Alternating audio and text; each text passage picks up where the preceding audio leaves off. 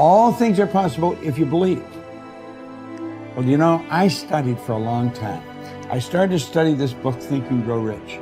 And he talks about belief in here. He says, you're not ready for what you want until you believe you can get it. I found that the only two sources of reference we can go to find out anything about ourselves is science and religion. They all say you've got to believe. So I kept figuring out, how do you believe? How do you change a belief? Interesting subject, because I'm going to tell you something. Your results are nothing but the manifestation of your belief system. Well, our belief system, now listen carefully, is based upon our evaluation of something. And frequently when we reevaluate a situation, our belief about that situation will change. Seeing yourself make a decision at that point to be resilient, to keep at it, to see the charge come back on your face, to see yourself working through the struggle is the most important visualization you can do. What would you say to yourself when it sucks? Not just see yourself validated. It's about, look, the real truth of achieving any dream is that struggle, that effort, that push. Every time that you have fallen on your face, or you've tried something and failed, or you've gone out and thought you found the love of your life, and then your heart's broken, and then you pick yourself up again, and then you dust yourself, you're building confidence the entire time, because confidence is not built on the high days. Confidence is built on the low ones. Confidence is built when you are struggling.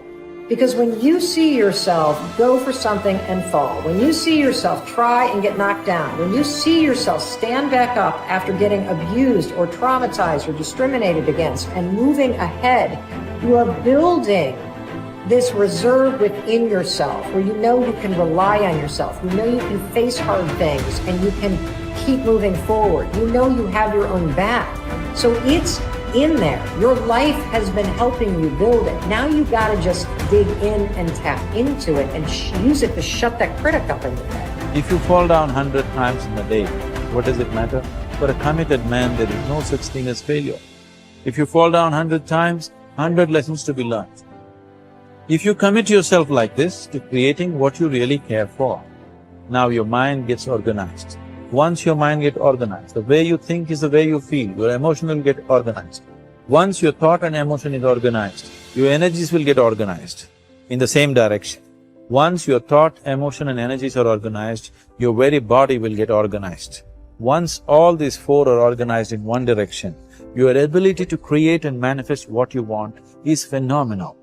When we say a joyful world, that means everything that you want has happened.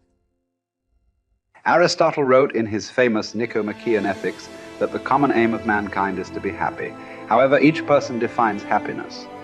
One thing we know is that the more confident and the better we feel about ourselves, the happier we are and the more effective we seem to be in everything we do.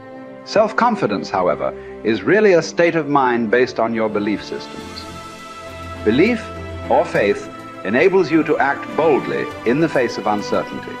Confidence enables you to face changes and difficulties and unexpected setbacks with calmness and clarity, and allows you to respond more effectively under any circumstances. The law of belief, an important corollary of the law of cause and effect, says that your beliefs become your realities. You do not believe what you see, but you see what you believe. William James of Harvard said that belief creates the actual fact. In the Bible it says, according to your belief, it is done unto you. If you believe strongly enough and confidently enough, your outer world will tend to conform to a pattern consistent with these beliefs. In fact, your world today is largely an outpicturing of your innermost beliefs and convictions. You behave on the outside based on your beliefs on the inside. You see the world around you based on your beliefs about reality. Regardless of whether they are correct, how can you determine your true beliefs? Simple. You can tell what you really believe by observing what you do and what you don't do. You can tell what you believe by listening to your opinions, your conversations, and by noting your decisions. When you truly believe yourself to be an exceptional human being, possessed of remarkable capabilities, you will walk and talk and act that way, and your inner convictions will become your outer realities. As the Bible says, all things are possible to him that believeth.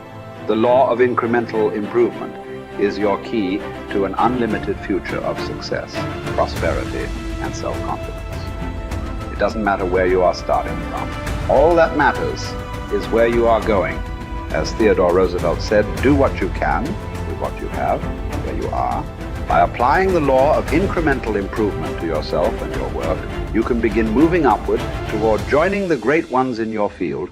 If you are doing what you love to do, and you are doing it with all your heart, by engaging in continuous personal and professional improvement, you can begin to move forward at such a rapid rate that it will astonish you. There is one small problem that you need to deal with before you become one of the best in your field. Most of us grow up with feelings of inferiority and inadequacy. Because of low self-esteem and selling ourselves short, many of us never even think about becoming excellent at our work. It never even occurs to us that we have the ability to learn anything we need to learn, to be able to do an outstanding job at anything we put our minds to. The fact is that, generally speaking, you have the capability to excel at anything that is really important to you. If anyone else has achieved a high level of competence in your field, then so can you. All you have to do is to do the same things over and over until sooner or later you get the same results that they have. I stopped wasting time. That helped a lot. I stopped drinking. I stopped going to bars. I really didn't spend a lot of time with my friends when I had young kids in particular. I had friends and I saw them, with some degree of regularity, but where I cut corners was more with social life outside my family. So I spent a lot of time with my wife, and I spent a lot of time with my kids, and I spent a lot of time on my career. And so you have to make choices. And I think those were reasonable choices. I'm not displeased with them. Don't abandon your friendships, but you can certainly look at where you're wasting time and just stop doing things that you know to be a waste of time. So, and I did. And so I had enough room for my marriage, and I had enough room for my kids, and I had enough room for my career, and sort of a multi-dimensional career. And it was always a challenge to me too, to see how efficient I could get. I concentrated on my marriage and making time for it. I concentrated on spending time with my kids consciously, and I concentrated on developing my career. Those were the three elements of my life. And I had some time left over for creative pursuits and for friends, but most of it was a matter of getting rid of time wastes of any sort, and I just pushed that out of my life, day after day until I wasn't wasting any time, or virtually no time. And, I've asked my undergraduates frequently how much time they waste per day, and general estimates are like 6 to 8 hours of time they regard themselves as wasting. Like, that's a whole career right there, right? So if you just stop wasting time, you can do a tremendous amount, especially if you also try to maximize efficiency. And I always found that incredibly motivating. A motivating game. How much can I do in the least amount of time possible? That's fun to try to do that, as far as I'm concerned. I know, that's maybe undoubtedly a temperamental thing, but if you're wired that way, that's a great meta strategy. Become efficient. Results is the name of the game. What other game is there? I'm telling you, if you'll start with that, it's called the process of life change, and it doesn't matter how small the process is to start. One discipline starts it, and then one discipline feeds another, and the first thing you know, you've got this whole cycle in an upward positive motion. And it's called life change. It's called income change. It's called health change. Relationship with your family change. Equities unprecedented that you can have in numbers that will stagger the imagination if you do not curse what's available and start amending what's possible to get the results that you want. I don't think I could put it in any better. He said, it's not what happens that determines the major part of your future. It's not what happens. What happens to us all. He said the key is what you do about it. It's not what happens, it's what you do. And he said if you will start that process of change, do something different the next 90 days than you did the last 90 days, like picking up the books to read. Do something different, like the new health disciplines, relationship with your family, whatever it is, doesn't matter how small it is. You'll start doing different things with the same circumstances. Since we cannot change the circumstances, but we can change ourselves. We can change what we do.